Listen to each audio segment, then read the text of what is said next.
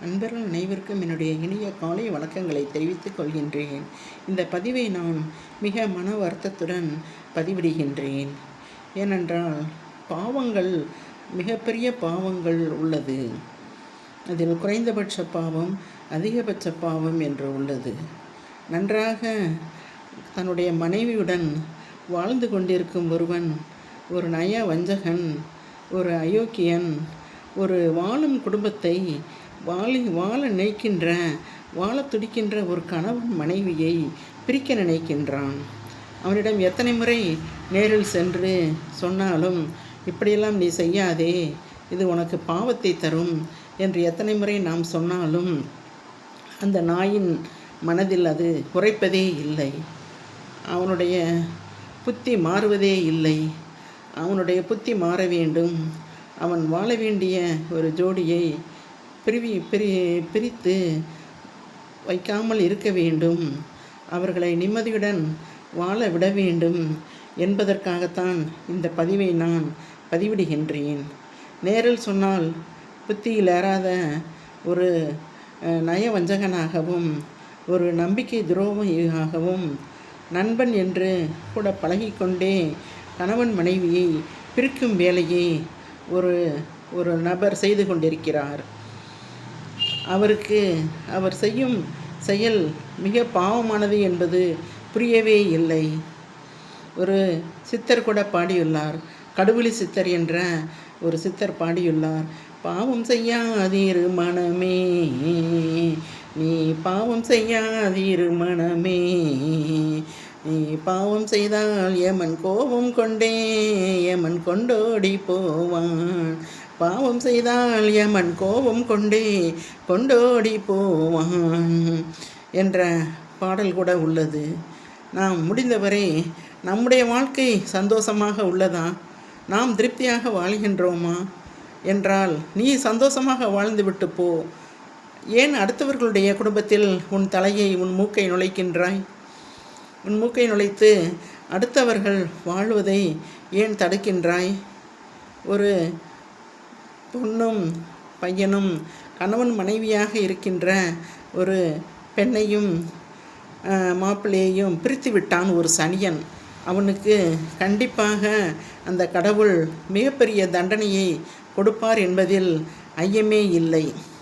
யாரொருவர் பாவம் செய்தாலும் அந்த பாவத்தின் பயனை, அந்த தண்டனையை அவர்கள் அனுபவித்தே தீருவார்கள்.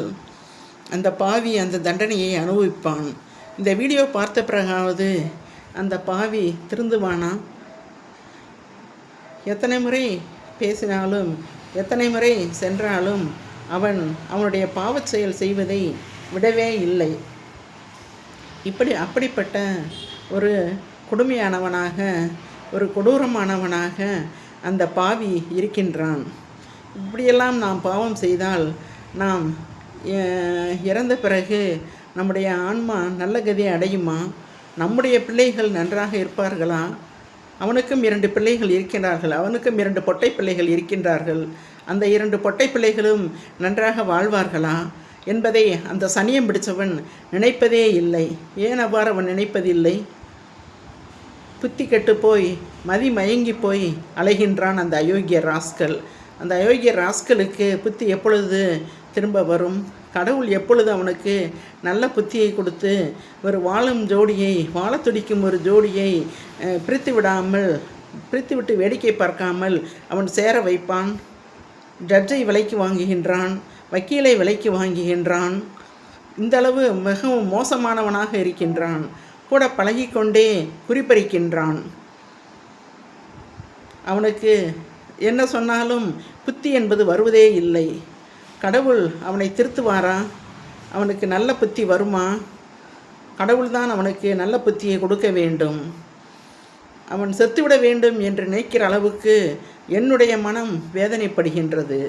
அவ்வாறு நாம் நினைப்பது நல்லதல்ல என்று நினைத்தாலும் அந்த அளவு அவன் இன்னொரு குடும்பத்தில் நுழைந்து டார்ச்சரும் வேதனையும் தருகின்றான். இப்படிப்பட்ட நபர்கள் ஏன் உயிரோடு வாழ வேண்டும்? உயிரோடு இருந்தால் அடுத்தவர்களுக்கு தீமை செய்யக்கூடாது, அடுத்தவர்களுக்கு பாவம் செய்யக்கூடாது, அடுத்தவர்களுக்கு துரோகம் செய்யக்கூடாது. குழி பறிக்க வேண்டும் என்று நினைத்தால் ஒரு குழியை பறித்து அதில் ஒரு விதையை போட்டால் அந்த விதை மரமாகி பல நன்மைகளை கொடுக்கும். அதை விட்டுவிட்டு குழியை பறித்து அந்த குழியில் நம்மை தள்ள நினைக்கின்றான் ஒரு அயோக்கியன். இது எப்படிப்பட்ட பாவ செயல் என்பது அந்த நாய்க்கு புரிவதே இல்லை. எவ்வளவு சொன்னாலும் அந்த நாய் புரிவதே இல்லை. அடுத்தவனை வேதனைப்படுத்தும் ஒரு சின்ன புன்னகை கூட தப்பு தான். அப்படி இருக்கும்போது புன்னகை மட்டுமல்ல, அவனுடைய பெயரும் புன்னகை தான். இப்படிப்பட்ட ஒரு பெயரை வைத்து கொண்டு அவன் அடுத்தவர்களை புன்னகைக்க செய்வதில்லை. அடுத்தவர்களுக்கு துன்பம் தருகின்றான். அடுத்தவர்களுடைய மனதை வேதனைப்படுத்த வைக்கின்றான். அவன் பெயரோ புன்னகை. பெயருக்கும் அவன் செய்யும் செயலுக்கும் சம்பந்தமே இல்லை. சம்பந்தமில்லாத ஒரு செயலை, அயோக்கியத்தனத்தை ஒரு கிரிமினலாக அவன் இருக்கின்றான். கூட இருந்து கொண்டே நன்றாக பேசிக்கொண்டே குளிப்பறிக்கின்றான். நாம் விட்டு விலக நினைத்தாலும் நம்மை விலக விடுவதில்லை. நம் குடும்பம் அவன் குடும்பத்தை விட்டு விலகிவிட வேண்டும் என்று நினைத்தாலும் விலக விடாமல் அயோக்கியத்தனம் செய்கின்றான். ஏதாவது ஒரு வகையில் நாமை திரும்ப அவனிடம் பேச வைக்கின்றான். குடும்பத்தை பிரிக்கின்றான். இப்படிப்பட்ட அயோக்கியர்கள் திருந்துவார்களா? பாவம் செய்யாமல் இருப்பார்களா? கமெண்டில் சொல்லுங்கள். என்னுடைய மனவேதனை தீருமா? அந்த அயோக்கியனால் நான் பட்டு கொண்டிருக்கும் இந்த வேதனை கொஞ்சம் நஞ்சமல்ல.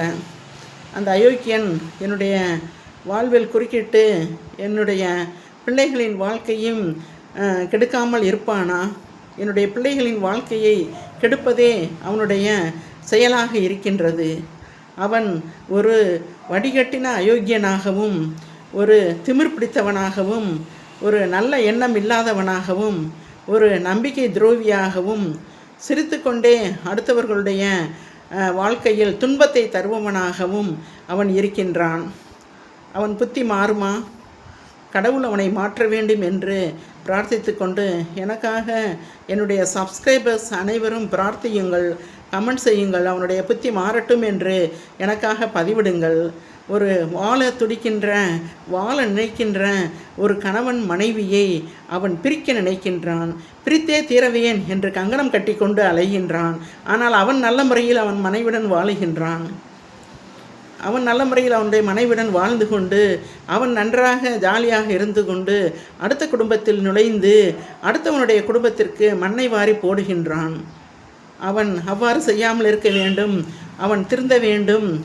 அவன் திருந்த வேண்டும். இல்லாவிட்டால் கடவுள் அவனை வேறு ஏதாவது செய்ய வேண்டும். இதுதான் என்னுடைய பிரார்த்தனை.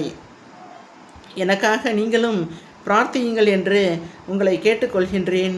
நண்பர்களே, அன்பர்களே, என்னுடைய உறவினர்களே, தயவுசெய்து நீங்களும் நல்லவன் என்று நம்பி யாருடனும் பழகிவிடாதீர்கள். இந்த காலத்தில் நிறைய மோசமான நாய்கள் தான் இருக்கின்றார்கள். நல்லவர்களை காண்பதும் நல்லவர்களுடன் பேசுவதும் நல்லவருடன் பழகுவதும் மிகவும் குறைந்து விட்டது. யாருடைய வாழ்க்கைக்கு எப்படி குழி தோண்டலாம், யாருடைய வாழ்க்கையை பறிக்கலாம், யாருக்கு என்ன சோதனை தரலாம், யாரை குழியில் தள்ளலாம், யாருடைய மனம் வேதனைப்படுமாறு நடந்து கொள்ளலாம், இப்படி தான் திட்டமிடுகின்றார்கள் பல பேர். அவன் ஒருத்தன் என்று இல்லை, நிறைய பேர் இந்த சமூகத்தில் உழவிக் கொண்டிருக்கிறார்கள்.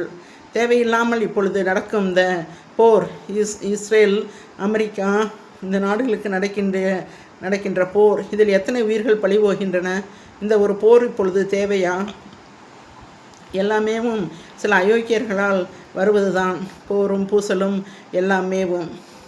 ஏன் இவ்வளவு ஈகோ பிடித்தவர்களாக இந்த மனிதர்கள் இந்த உலகத்தில் நடமாடிக்கொண்டிருக்கிறார்கள்? இவ்வளவு ஈகோ ஏன் மனிதர்களுக்கு? பாவம் ஏன் செய்கிறார்கள்? பாவம் செய்வது குற்றம் என்று அவர்களுக்கு ஏன் புரிவதில்லை? நீங்கள் யாரிடம் வேண்டுமானாலும் போலியான முகத்தை காட்டலாம். ஆனால் உங்களை படைத்த அந்த கடவுளிடம் உங்களுடைய போலியான முகம் செல்லுபடியே ஆகாது. கடவுள் நீங்கள் போலியான முகத்தை காட்டி பழகுகின்றீர்களா அல்லது உண்மையான முகத்துடன் இருக்கின்றீர்களா என்பதை அந்த கடவுள் கண்டுபிடித்து விடுவார். ஒரு நாள் இல்லாவிட்டாலும் ஒரு நாள் அந்த கடவுளுக்கு நீங்கள் பதில் சொல்லியே ஆக வேண்டும். அதனால் தயவு செய்து போலியான ஒரு முகத்தை யாரிடமும் காட்டாதீர்கள். யாரிடமும் நீங்கள் மனிதர்களிடம் வேண்டுமானாலும் உங்கள் போலியான முகத்தை காட்டலாம். ஆனால் உங்களுடைய உண்மையான முகம் என்னவென்று அந்த கடவுளுக்கு தெரியும். அந்த கடவுளும் உங்களுடைய உண்மையான உங்களுடைய உண்மையான முகத்தை புரிந்து கொள்ளும் சக்தியை கஷ்டப்படுபவர்களுக்கு கண்டிப்பாக கொடுப்பார். அந்த உண்மையான உங்களுடைய முகமும் உண்மையான உங்களுடைய குணமும் புரிந்துவிட்டால் கண்டிப்பாக உங்களிடமிருந்து நீங்கள் கொடுக்கும் உபாதைகளிலிருந்து அதை அனுபவிக்க முடியாமல் கண்டிப்பாக உங்களுடைய தோழமையிலிருந்து அவர்கள் கண்டிப்பாக விடுபடுவார்கள். இதில் மாற்றமே இல்லை. தயவுசெய்து போலியான முகத்தை விட்டுவிட்டு உண்மையான முகத்துடன் பழக முடிந்தால் பழகுங்கள். அவ்வாறு உண்மையான முகம் இல்லாவிட்டால் பழகுவதையே விட்டுவிடுங்கள். போலியான முகத்தை காட்டி பழகி யாரையும் இந்த உலகத்தில் ஏமாற்றாதீர்கள்.